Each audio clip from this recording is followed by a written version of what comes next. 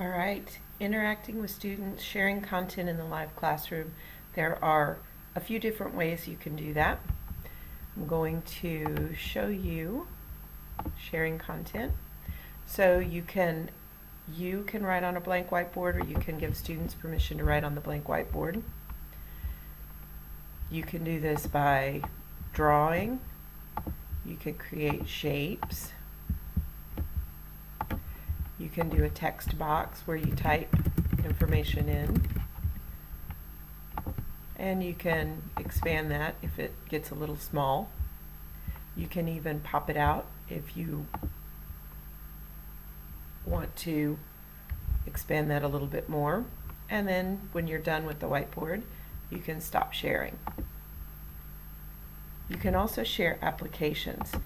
Now, this is if you want to show something from your own computer, you can share the entire screen, or you can click just an application, and if you have things open that you want to demonstrate to students, they have to be not minimized, they have to be maximized on your screen to be available as an application.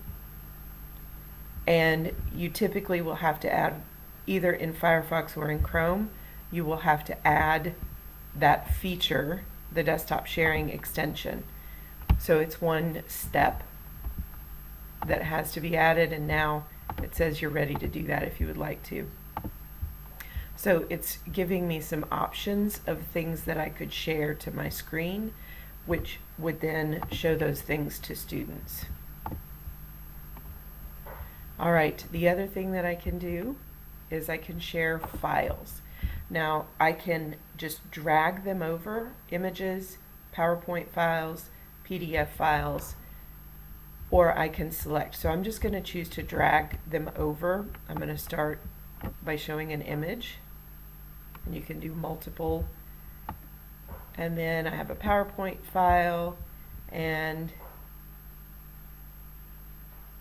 let's see if I can find a PDF that might work.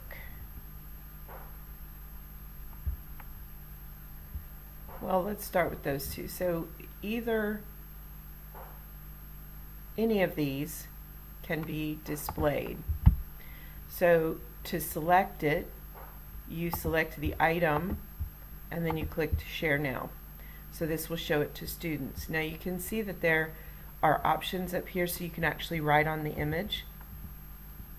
Whenever I'm done talking about or sharing this particular item, then I just click stop, and I go back to my list here, and now maybe I want to do a PowerPoint, so I share that now, and you can see that it gives you thumbnails of your slides, and then you can click here to be able to view them. I can close this if I want it to be larger. I can write on my slides. I can navigate right down here and just move through them. If I want to have my assignment up at the end, and then whenever I'm done, I can either click stop here or here, and it goes back to the welcome screen. There's some secondary content if you want to create a quick polling option.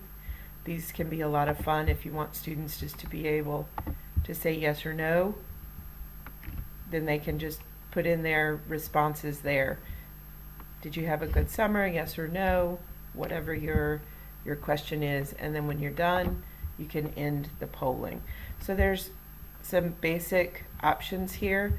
Sharing files is going to be the one that most people use to be able to load and display the content that they've created for students to be able to view.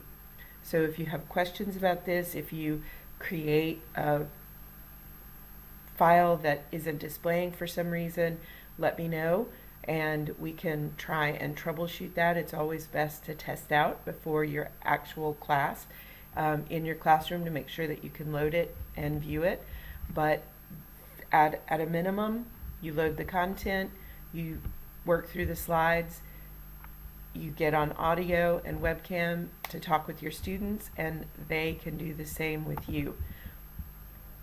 They can interact with each other and you through chat, so you can watch the chat to see as people are responding, And then if they get on camera, then you would be able to see them or hear them as well if they have the equipment configured to be able to do that.